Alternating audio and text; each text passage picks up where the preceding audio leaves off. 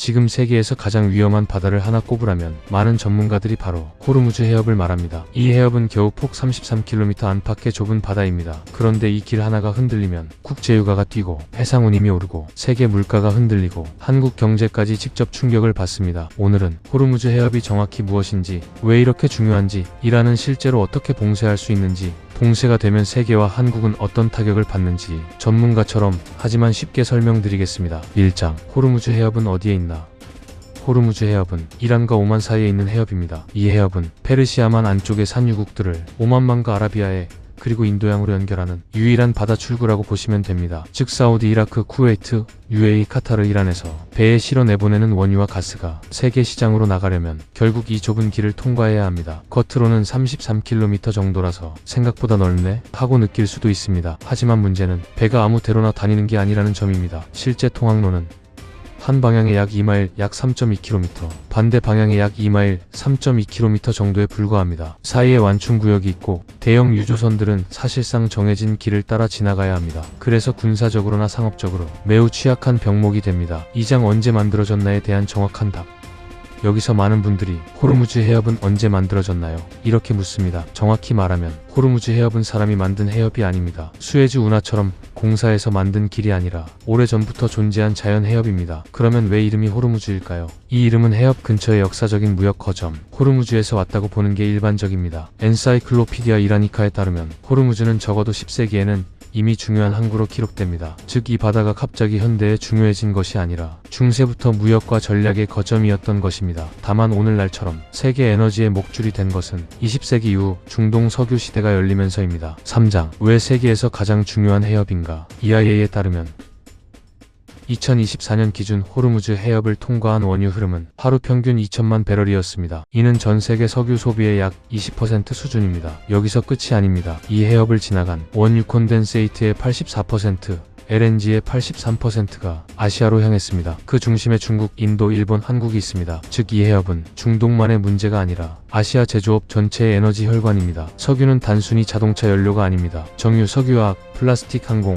해운, 전력, 물류, 비료, 식품 가격까지 줄줄이 연결됩니다. 그래서 호르무즈 해협이 흔들리면 유가만 오르는 것이 아니라 세계 공급망 전체가 흔들리는 것입니다. 4장. 주변 국가들은 이 해협으로 얼마나 벌까? 많은 분들이 주변 국가들이 이 해협으로 얼마를 버나요? 라고 묻습니다. 여기서 중요한 포인트는 이 나라들이 해협에서 통행료를 버는 구조가 아니라 이 해협을 통해 석유와 가스를 수출해서 외화를 버는 구조라는 점입니다. 사우디, 이라크, 쿠웨이트, UAE, 카타르, 이란은 이 길이 열려 있어야 수출이 가능하거나 최소한 수송 비용이 크게 낮아집니다. 특히 이란은 봉쇄 위협을 무기처럼 쓰지만 동시에 자기 수출 생명선도 여기에 걸려 있습니다. EIA의 2025 보고서 기준 이란의 2024년 원유 콘덴세이트 수출 수입 추정치는 약 430억 달러였고 2024년 수출 물량은 1일당 약 148.3만 배럴로 추정됐습니다. 또 2023년에는 중국이 이란 원유 콘덴세이트 수출의 거의 90%를 가져간 것으로 분석됩니다. 이 말은 아주 중요합니다. 이란은 해협을 막을 수 있는 나라지만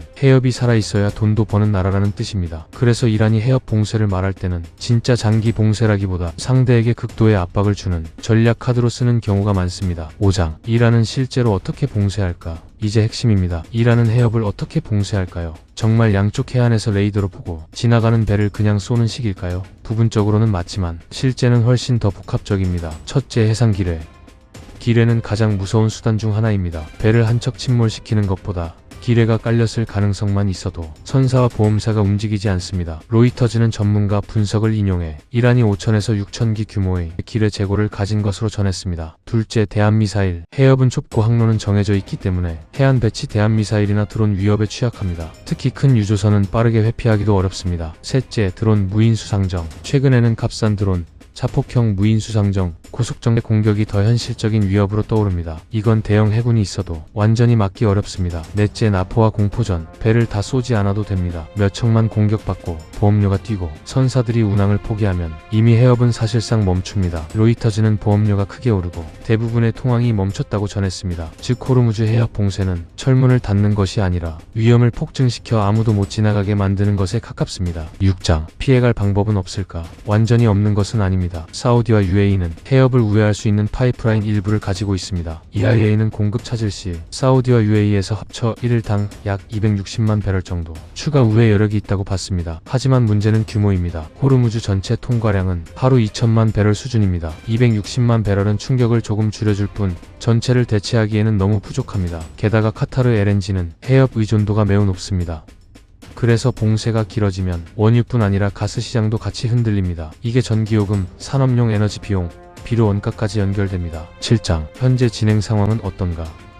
2026년 3월 현재 상황은 한마디로 메시지는 엇갈리지만 현장은 이미 매우 위험하다입니다. 로이터즈에 따르면 이란 최고 지도부 쪽에서는 해협을 닫겠다는 강경 메시지가 나왔고 선박 공격이 이어졌으며 운항은 크게 위축됐습니다. 교통량은 급감했고 보험료는 급등했고 에너지 시장은 큰 충격을 받았습니다. 하지만 같은 날 이란의 유엔 대사는 해협을 닫지 않겠다고 말했습니다. 즉 외교적으로는 부인하면서도 현장에서는 선박들이 안전하다고 느끼지 못하는 상황입니다. 이럴 때 시장은 공식 발표보다 현장 리스크를 더 크게 봅니다. 그래서 지금은 닫았느냐 안 닫았느냐보다 실제로 얼마나 많은 배가 안전하게 지나가고 있느냐가 핵심입니다. 그 기준으로 보면 이미 상당한 차질이 발생한 상태입니다. 8장 앞으로의 전개는 어떻게 될까? 앞으로는 크게 세 가지 시나리오가 있습니다. 시나리오 1. 단기 충격 후 부분 정상화. 미국과 동맹국이 해상 호위, 기뢰 제거, 보험 지원, 전략 비축유 방출을 통해 통항을 일부 복원하는 경우입니다. 이 경우 유가는 급등 뒤 진정될 수 있습니다. 시나리오 2. 사실상 봉쇄 장기화, 완전 봉쇄 선언은 없어도 드문드문 공격과 보험 회피가 이어져 유조선과 LNG선이 운항을 꺼리는 경우입니다. 이 경우 유가와 가스 가격 그리고 운임이 높게 유지되며 세계 경제의 스태그플레이션 압력이 커집니다. 시나리오 3. 전면 군사 충돌 확대, 기뢰 제거 작전, 대규모 해군 충돌, 걸프 산유국 시설까지 추가 타격이 이어지면 에너지 충격은 1970년대 오일 쇼크급 이상으로 번질 수 있습니다. 로이터즈와 FT 보도는 이미 이번 사태를 역사적 수준의 공급 차질로 평가하고 있습니다. 제 판단으로는 가장 현실적인 건 이번과 일본의 혼합형입니다. 즉 완전한 평온 회복은 아니지만 각국이 군사, 금융, 비축유 대책으로 완전 붕괴는 막고 높은 긴장은 지속되는 국면입니다. 이 부분은 추정입니다. 다만 현재의 선박 차질, 보험 경색, 비축유 논의를 보면 그렇게 보는 근거는 충분합니다. 9장 세계 경제에 미치는 영향. 호르무즈 해협이 흔들리면 세계 경제는 세 단계로 충격을 받습니다. 첫 번째는 유가 급등입니다. 유가가 오르면 연료비뿐 아니라 운송비, 화학 원료비, 제조 비용이 동시에 오릅니다. 두 번째는 물가 상승입니다. 에너지는 모든 산업의 기본 비용이기 때문에 식품, 항공, 물류, 전력요금, 공산품 가격까지 영향을 받습니다. 세 번째는 성장 둔화입니다. 기업 비용은 오르는데 소비는 위축되고 중앙은행은 물가 때문에 금리를 쉽게 못 내립니다. 이게 바로 스태그플레이션 위험입니다. 10장 한국 경제에 미치는 영향. 한국은 이 문제에서 절대 관전자일 수 없습니다. 로이터즈와 연합뉴스 기준 한국은 중동에서 원유의 약 70%, LNG의 약 20%를 들여옵니다. 따라서 충격은 다음 순서로 옵니다. 첫째, 정유와 석유화, 원가와 조달 불확실성이 커집니다. 둘째, 해운과 항공, 보험료와 운임, 연료비가 모두 뛸 수 있습니다. 셋째, 제조업 전반, 반도체, 자동차, 철강, 화학 같은 업종은 직접 원유를 안 써도 물류와 전력, 원재료 가격 상승에 노출됩니다. 넷째, 가계 물가, 주유비, 난방비, 생활물가가 압박을 받습니다. 물론 한국은 비축유가 있고 정부도 대체 도입선을 확보하려 하고 있습니다. 로이터즈는 한국 정부 비축유가 1억 배럴, 민간 보유분이 추가로 약 9,500만 배럴이라고 전했습니다. 그러나 비축유는 시간을 버는 장치이지 장기 봉쇄를 무력화하는 해답은 아닙니다. 엔딩 정리하겠습니다. 호르무즈 해협은 단순히 중동의 좁은 바다가 아닙니다. 이곳은 세계 석유와 LNG의 핵심 통로이고 아시아 제조업의 에너지 혈관이며 한국 경제와도 직접 연결된 세계 경제의 급소입니다. 이라는 해협을 영구적으로 완전 봉쇄하기는 어렵습니다. 하지만 길에 드론, 미사일, 고속정, 보험 공포를 이용해 사실상 봉쇄를 만드는 것은 충분히 가능합니다. 그래서 앞으로 중동 뉴스를 볼 때는 단순히 전쟁이 났다가 아니라 호르무즈 해협이 지금 안전하게 열려 있는가? 이 질문을 가장 먼저 보셔야 합니다. 왜냐하면 그 질문 하나가 국제유가, 물가, 환율, 한국 증시, 한국 경제까지 모두 이어지기 때문입니다. 글로벌 인사이트였습니다.